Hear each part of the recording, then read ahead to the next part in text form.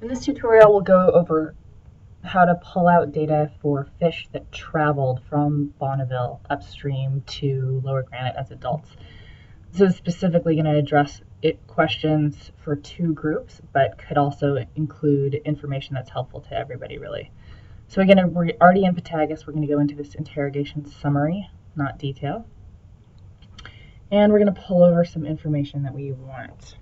Now for the Tucker, Kayla, Jeff group, it will probably be helpful if you guys pull over. Everyone was probably going to want this first date, but for you guys specifically, depending on over what time interval you want to look at your temperature fluctuations, I would pull out first month and a week on here too. Oh, I'm on it. First week and first year. That's the year, week, and month during which a fish was first detected at an antenna.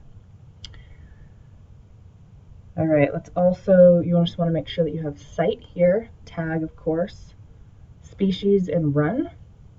And then, of course, for people who are interested in hatchery versus wild, you're going to want to make sure rear type is over here. All right, and then we probably also want to have release site subbasin and release year. Because of the number of observations in this particular query, we're just going to start by looking at 1 year at a time. We can go ahead and narrow those down right now. Let's just do 2008 as an example. Species, I'm going to use steelhead for this particular example. And release site subbasin. Because you guys are really just interested in fish that you know are ideally going to be returning past Lower Granite, we can use juveniles that were tagged anywhere in the snake and salmon basins. So that is going to be from the upper portion of the snake. These kind of go in geographic order all the way down to the lower North Clearwater. Pull all of those over. And that's going to also include fish that were tagged at Lower Granite and all of the Snake River dams. All right, so before we run it, let's save this report. Save that as something useful like steelhead, granite, returns.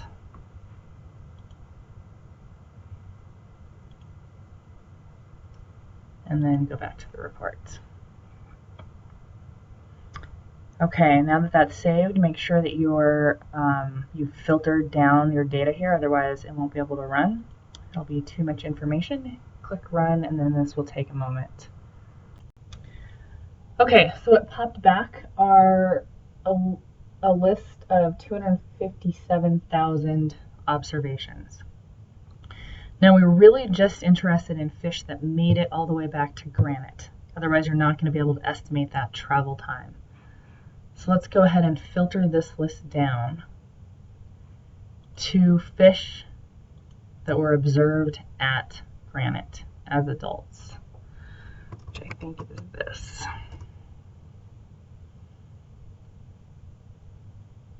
Lower Granite Dam adult, which is pretty fortunate that there's not multiple ladders on Lower Granite actually. Go ahead and apply that.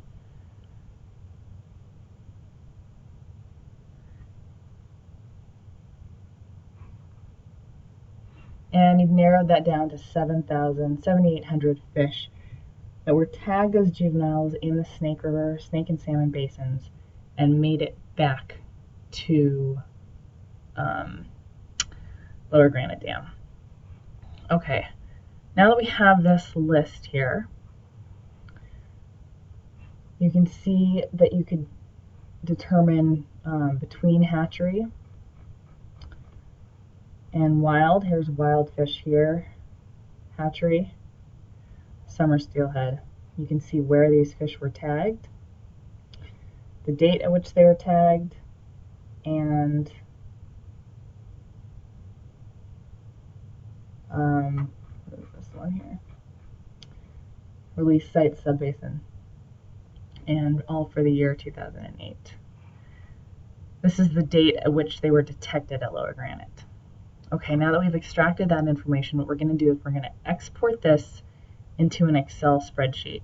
Now, there are lots of different ways you can do this, and I've just found that this is what I think is the simplest. It's by no means the only way to do it.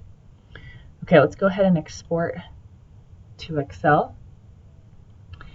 And I'm going to keep it in a CSV format. Don't click on Excel with formatting. And just for this particular example, I'm just going to extract this first sheet, the first couple hundred observations, just to make this go faster. And go ahead and export that.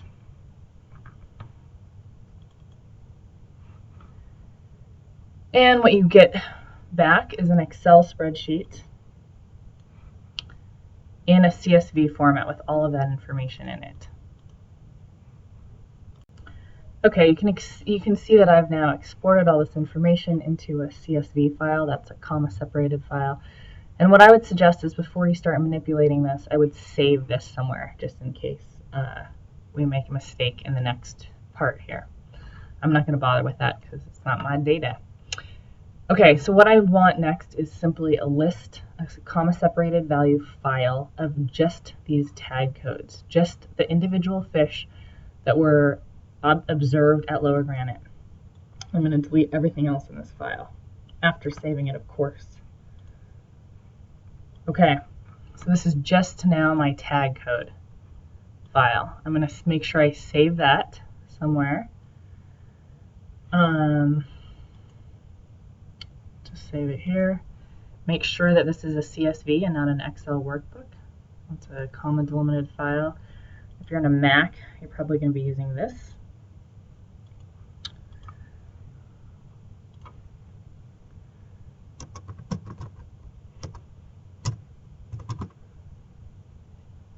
And save that as a CSV file.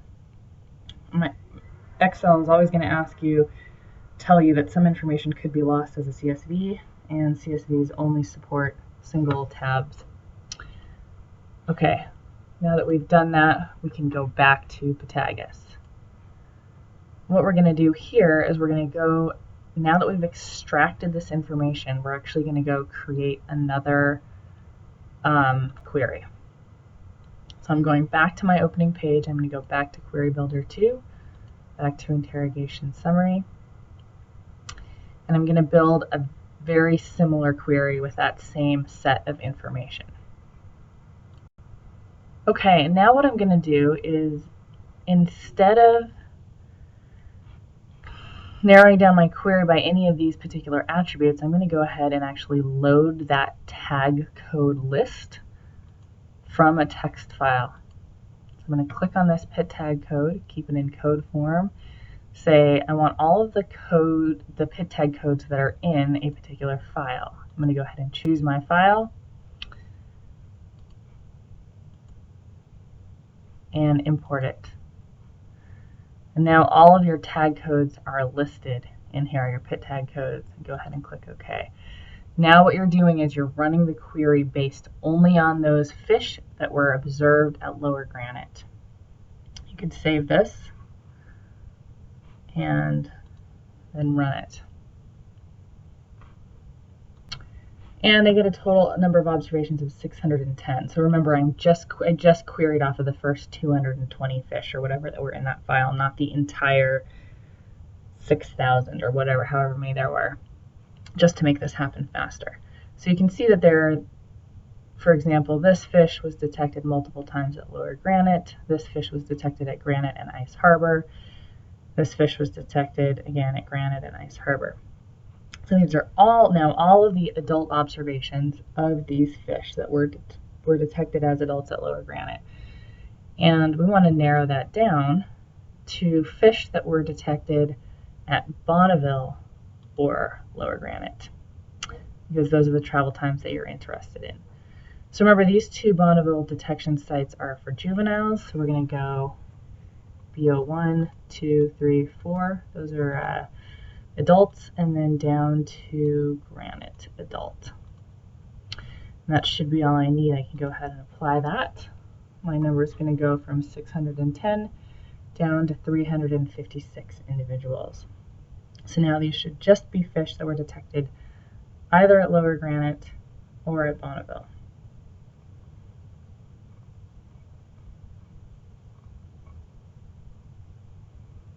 Here now we're starting to get into some Bonneville observations. Now we can go ahead and export this to an Excel file. This time you can do it either as a CSV file or Excel.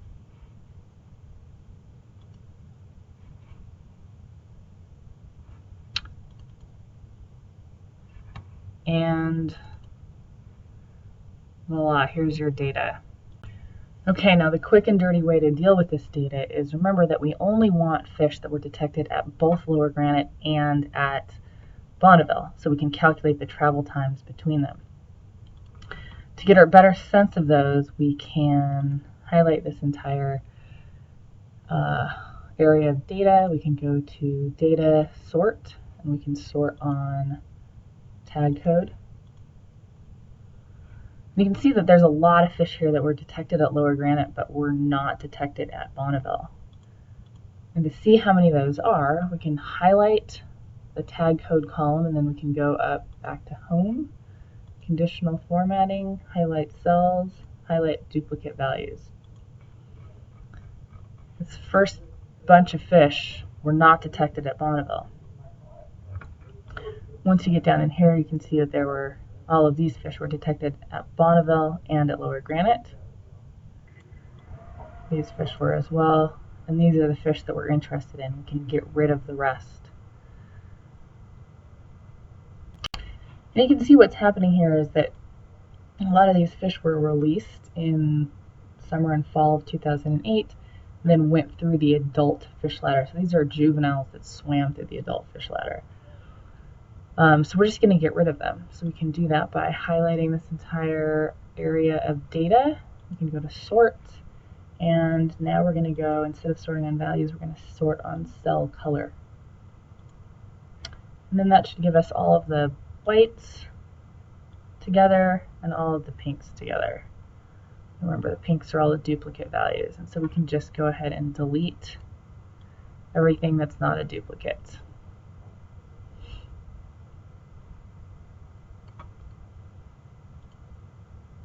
There you go. So now these should all be fish that were observed both at Bonneville and at Lower Granite. Now we want to retain only those that were observed at one observation at Bonneville and one observation at Granite. To get an accurate travel time, I'm going to sort first on first time value. That's the first observation.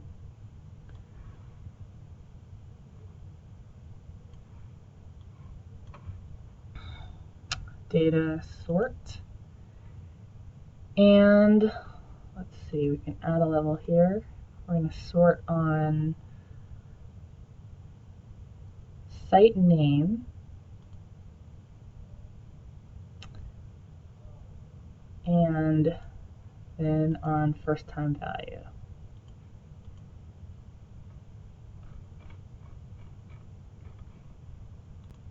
Alright, clearly that didn't work. Let me just undo that. Figure out what I did wrong. Okay, I just had forgotten to change this from color to value.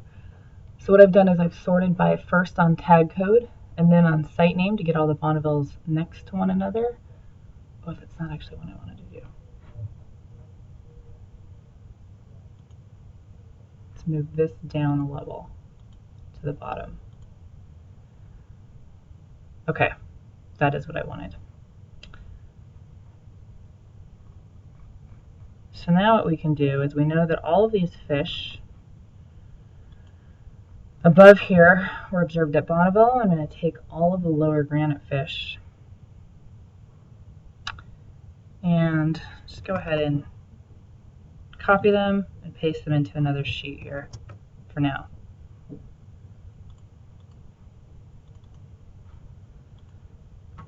Now what I can do is a lot of these fish are now no longer duplicates in this particular sheet because they were duplicates with fish that were observed at Granite.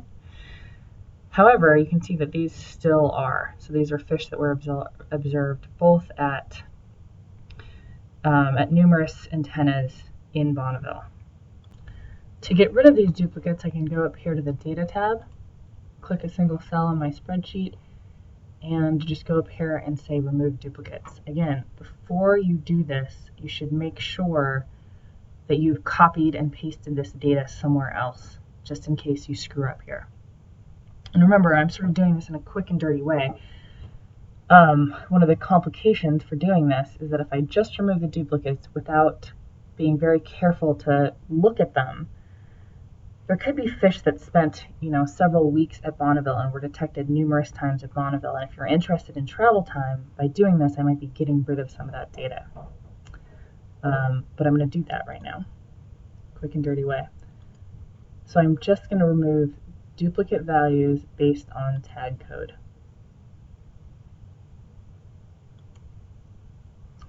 And it's going to remove those 38 duplicate values.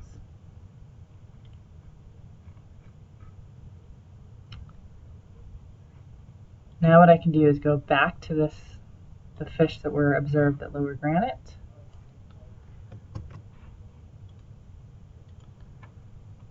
Add them back to this particular sheet.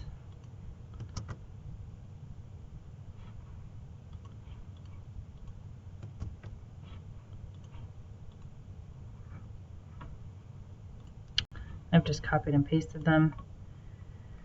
And now let's see how many of these are duplicate values.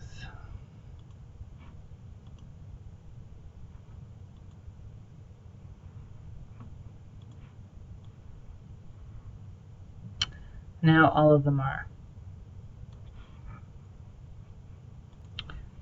Okay, so what I should have done is before I copied those back over, I should have made sure to sort these on tag code, which is column A. So now these are all going to be in alphabetical order, and I'm going to do the same thing over here.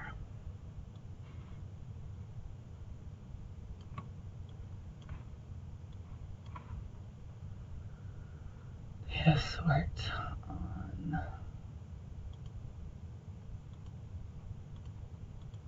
tag code.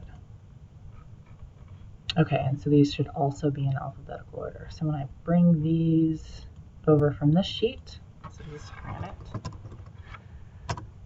they should match up. So before I do that, I'm going to go ahead and clean up my data sheet, and I'm going to get rid of all of the columns that I don't need, that are meaningless to me. So mark file name pretty meaningless. Once I've gotten rid of that extra data, I'm going to go over here, I'm going to copy my Granite data, and I'm going to go ahead and just paste it straight in next to my Bonneville data. I want to compare those PID tag codes and make sure that they all line up. So we're talking about the same fish that were detected at Bonneville over here and at Lower Granite as well. And those all look great. Unhide. Now, if I want to calculate travel time, I can just go in here. Let's go ahead and I'm just going to insert it in here.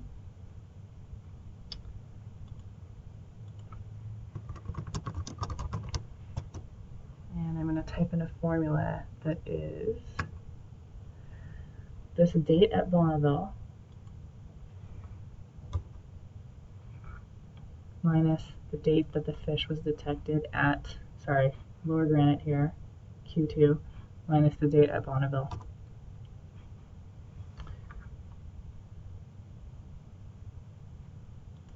And if I did that, if I'm not interested in the time, let's use these two columns, whoops. First date here.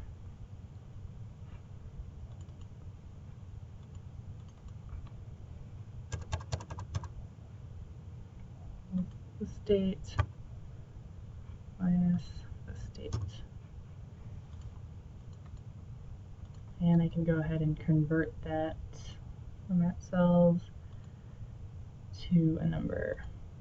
It took 37 days to go from Bonneville the end of August to Lower Granite the 1st of October. And there I have my travel time for each one of these fish. That's it.